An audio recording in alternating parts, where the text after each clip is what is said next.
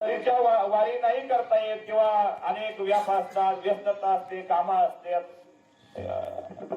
तब्येत व्यवस्थित नसते, त्यामुळे पायी पंढरीची वारी ही मंडळी नाही करू शकत. पण पायी पंढरीची वारी करणारे वारकऱ्यांची सेवा मात्र ही मंडळी करतात बघा. ती फार मोठ्या प्रमाणात करतात. भाग्यवान आहे ती मंडळी की या पंढरीच्या वाटेवर ज्यांची घरं आहेत, त्यांची जमीन आहेत, त्यांचं गाव आहे. काही काही मंडळी आतमध्ये असतात, इच्छा असते, पण आतमध्ये असल्यामुळे वारकरी तिकडे जाऊ शकत नाही, जात नाही. परंतु आमची ही सर्व दाते मंडळी आहेत, फार मोठी सेवा आहे. आणि आपलं भाग्य आहे माने पाटील भाऊ, आपलं भाग्य आहे की संत श्रेष्ठ निवृत्तीनाथ महाराजांचा सोहळा आपल्या इथं थांबतो. आता माऊलींचा सोहळा आमचा नेवाशाचा तोही या ठिकाणी आपल्या परिसरामध्ये पुढे थांबला होता. आणि अनेक दिंड्या, अनेक वारकरी मंडळी या कंधार गावामध्ये थांबतात. आणि घरोघरी वारकरी आहे, घरोघरी अनेक दिंड्या आहेत.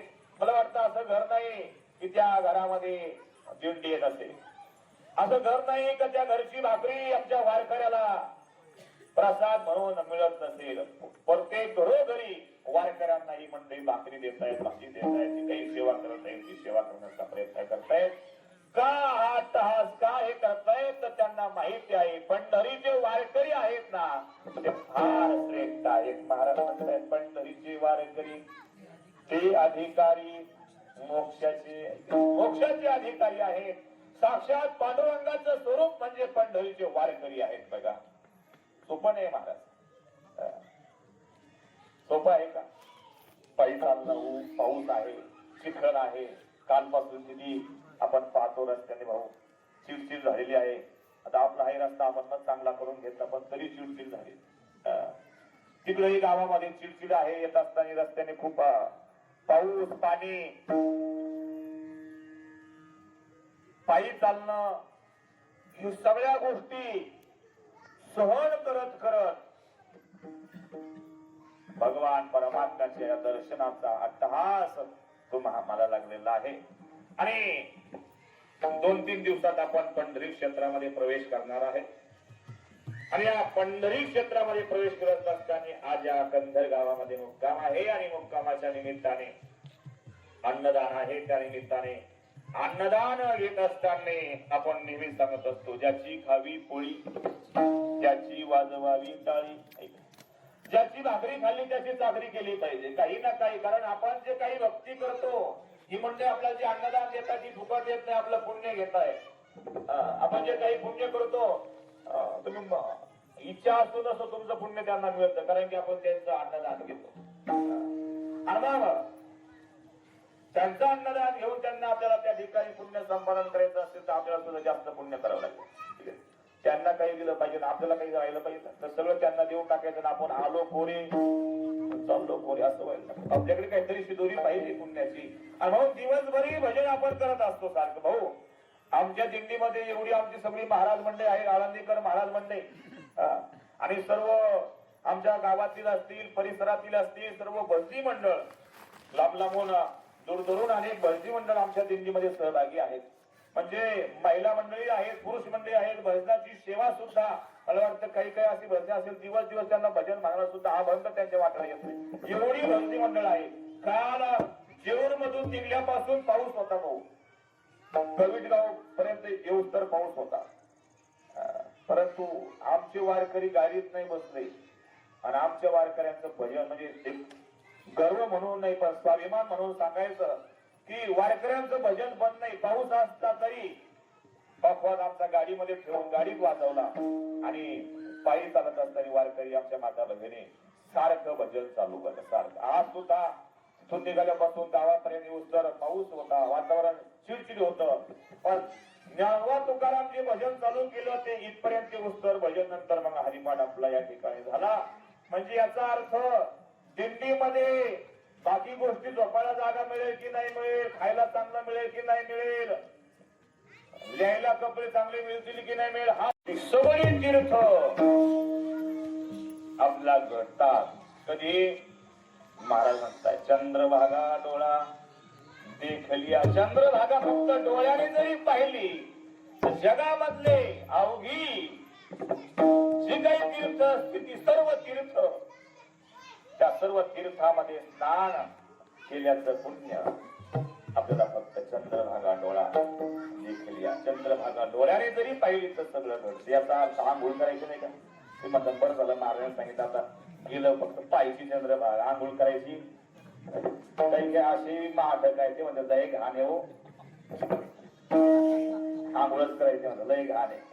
आपण जर घाण पाहायला गेलो का उलट आपली ही जी घाण नजर आहे इकडेच त्या ठिकाणी या भजनामध्ये या भक्तीमध्ये जी वासना आहे जो मल आहे जो विक्षेप आहे तो संपूर्ण तिथं स्वच्छ होऊन आपल्याला सर्वत्र भगवान परमात्मा दिसला पाहिजे. आणि भगवान परमात्म्याचं जे स्वरूप आहे ना त्याला जल स्वरूप म्हणतात ते ही चंद्रभागा आहे. म्हणून देवाचं दर्शन जरी घेता नाही आलं गर्दी खूप आहे पण चंद्रभागेचं स्नान जरी घडलं तरी आपल्याला देवाचं दर्शन घडल्यासारखंच आहे. म्हणून महाराजांचा सगळी तीर्थ आपल्याला चंद्रभागा डोळ्याने पाहिल्यानंतर त्या ठिकाणी घडतात. स्नान करायचं नाही असं नाही स्नानही करायचं. कसं असतं दूध कसं आहे पवित्र आहे गोड आहे. माऊली म्हणतायत ना पाही पा दूध पवित्र आणि गोड पाशी त्वचेची अपत्राण गोड आहे पवित्र आहे दूध. पण अशा पवित्र आणि गोड दुधामध्ये जर आपण अजून साखर टाकली विलायची टाकली गावरान तुंब टाकलं बदाम काजू पिस्ता हे जर टाकलं ते दूध जर आटवलं आळवलं आणि मग म्हटले महाराज घ्या दूध कसं लागेल ते अजून चांगलं लागेल. म्हणजे आधी पवित्र आहे गोड आहे पण त्यात जर हे टाकलं तर अजून चांगलं आहे.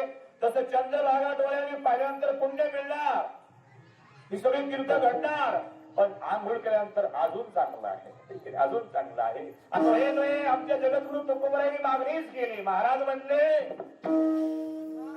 चंद्रभागे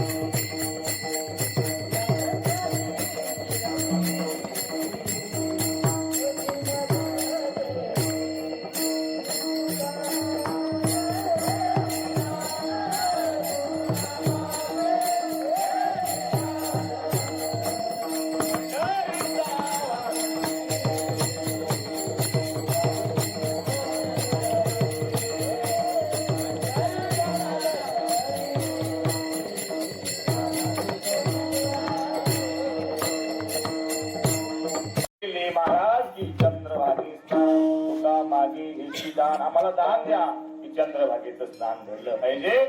चंद्रभागेचं स्नान महत्वाचं आहे.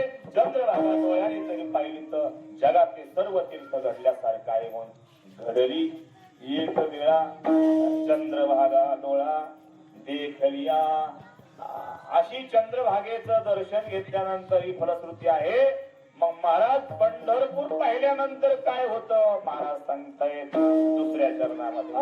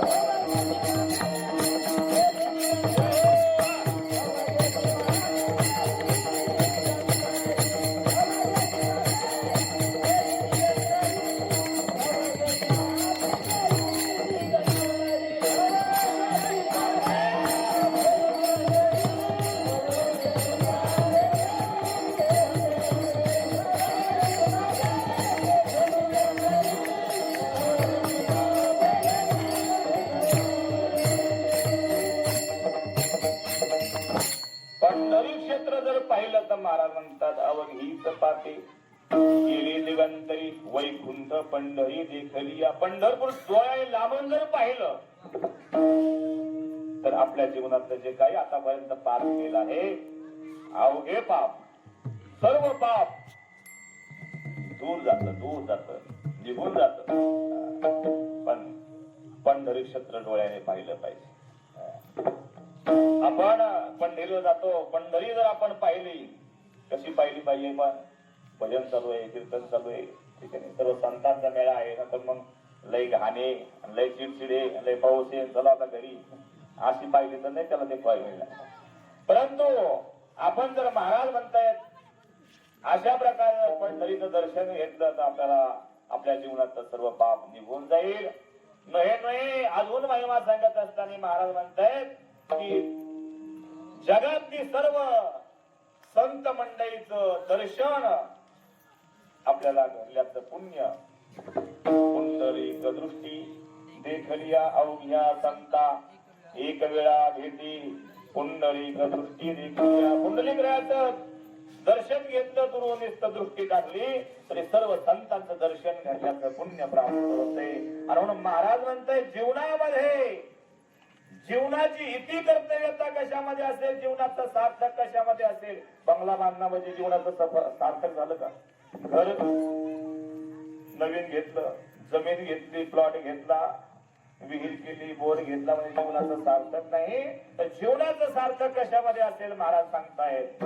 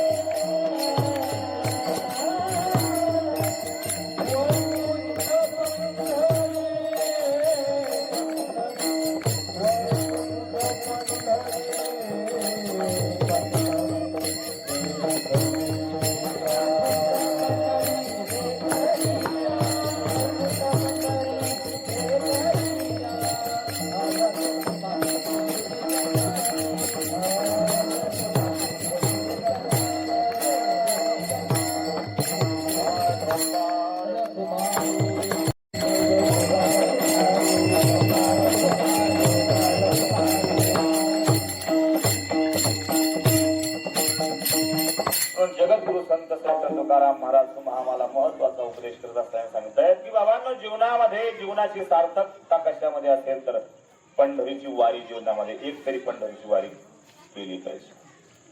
पायी पंढरीची एक जरी वारी केली तर त्याचं जीवन सफल आहे. विठ्ठलाची एक देखल्या देवाचं दर्शन होणं हे जीवनाची सार्थकता आहे. आणि जीवनामध्ये पंढरीची वारी होत नसेल, देवाचं दर्शन होत नसेल तर मला वाटतं त्याचं जीवन निरर्थक आहे.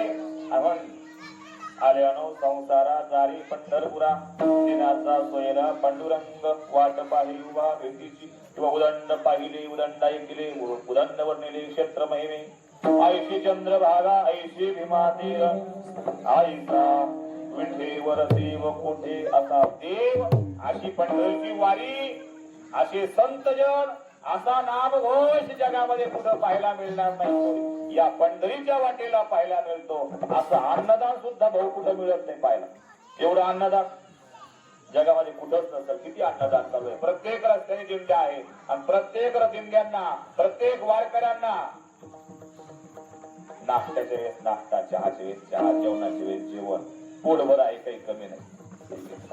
सगळ्या दिंड्यांना, सगळ्या वारकऱ्यांना, ज्या ज्या भागातून येणारी मंडळी आहेत त्या सगळ्यांना किती अन्नदान घडत असेल महाराष्ट्रामध्ये किंवा महाराष्ट्राच्या बाहेर. भरपूर अन्नदान. आता तर लंडनहून दिंडी आली, किती लांबून दिंडी आली. म्हणजे आपल्या या पंढरीचा महिमा, या पंढरीचा महिमा साता समुद्राच्या पार त्या ठिकाणी गेलेला आहे. आणि असा देव जगाच्या पाठीवर कुठंच नाही. पंढरपूर सारखा देव आपण आता नाही फिरलो असेल. काशी केली, द्वारका केली, मथुरा केली, पण पंढरी सारखा देव नाही बरं का. आता देव कुठे पाहायला मिळणार नाही. चरणाचं दर्शन आहे. इतर देव लांबून दर्शन घ्या, पुढे जा. देव सर्वांचा देव आहे. गरीबाचा आहे, श्रीमंताचा आहे, शेतकऱ्याचा, सगळ्यांचा देव म्हणजे पांडुरंग परमात्मा आहे. आणि अशा पंढरीनाथाचं दर्शन, अशा पंढरीनाथाची वारी जीवनामध्ये एक तरी केली पाहिजे. एक का असं म्हणतात, एक केली पुढच्या वर्षी नाही यायचं. तर एकदा वारीला आला तर तू घरी राहतच नाही भाऊ. उलट आधी 2 महिने माणसं फोन करतात, कधी आहे महाराज, वारी कधी आहे. आई म्हणतात की थोडं थांबा. म्हणजे हे पंढरीचं वारच वेगळं आहे. महाराज म्हणतात पंढरीचे भूत मोठे आल्या गेल्या. एकदा भूत लागलं हे पंढरीचं, पांडुरंगाचं. आमचे अनेक वारकरी बघा नवीन होते, आता जुने झाले, पण त्यांना आपली त्यांची काही भेट झाली नाही तर ते बरोबर वारीला इकडे खेचून घेतात बघा. माहिती नसतं तरी ते बरोबर त्यांना, कारण की वारीच असे कोणाला काही सांगायची गरज नाही. सगळे मंडळी या वारीमध्ये सहभागी होतात. इथं कुठला भेद नाही. लहान मोठा, गरीब श्रीमंत कुठलाही भेद नाही.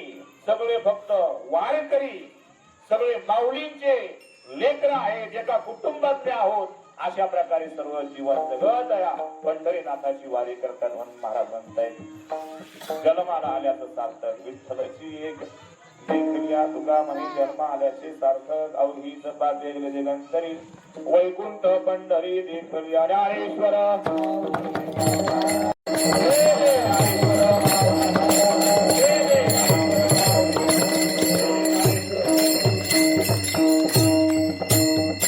आपल्या जीवनामध्ये ही पंढरीनाथाची वारी करत असताना आपण या कंधर गावामध्ये कण्व ऋषीची तपश्चर्याची भूमी आहे.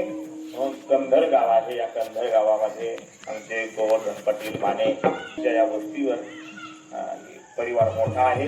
या वस्तीवर भाऊंचे बंधू आहेत, पुतणे आहेत, साहेब या ठिकाणी आहेत, त्यांची मुलं आहेत, सुनबाई. आणि विशेष म्हणजे आपल्या सर्वांना अनेक वर्षापासून आपण इथे येतो. ही सगळी पुण्याई, हे सगळं कुणामुळे असेल, आजही त्यांच्या मनामध्ये तो भाव आहे. तर हे मातोश्रीमुळे, आईमुळे आहे. एकदा जोरदार टाळ्या वाजवा आपण या सर्व मंडळीसाठी की आनंदाने आईची अजून सेवा चालू आहे. मला वाटतं जीवनामध्ये आपण दुसरं तिसरं इथून काही घेऊन जाऊ नका. फक्त की आमची सर्व परिवार, माने परिवार, भाऊंचा हा परिवार आईची अतिशय यथायोग्य सेवा करतायत बघा. आईकडे जर आपण गेलो तर शांती म्हणतात, मी माझे राम लक्ष्मण खूप सेवा करतात. त्यांच्या सुनबाई असतील, नातसुना असतील, नातू असतील, सर्व मंडळी आईची सेवा करतात. या ठिकाणी आमच्या भाऊंच्या बहीणबाई सुद्धा यावेळेस आलेल्या आहेत, त्यांच्या भाऊजाई सुद्धा या ठिकाणी आहेत. असं परिवार इथं वस्तीवरची सगळे मंडळी आहेत आणि खूप आईची सेवा करतायत. आणि कीर्तन इकडे घ्यायचं होतं पण ते म्हणते नाही, आईला दिसलं पाहिजे, आईची इच्छा आहे. म्हणजे खूप आईची सेवा, आईचे आशीर्वाद आहे बघा. आईच्या आशीर्वादानेच हे सगळं त्या ठिकाणी चालू आहे. आणि आपण विठू माऊलीकडे हीच प्रार्थना करूया की अशा आई वडिलांची सेवा करा. की मी अनेक वेळेस सांगितलं, भक्त पुंडलिकाने काय केलं, देव इथं पंढरीला आला, उभा राहिला, अजून उभा आहे 28 वेळी, काय केलं, फक्त आई वडिलांची सेवा केली. आई वडिलांच्या सेवेमुळेच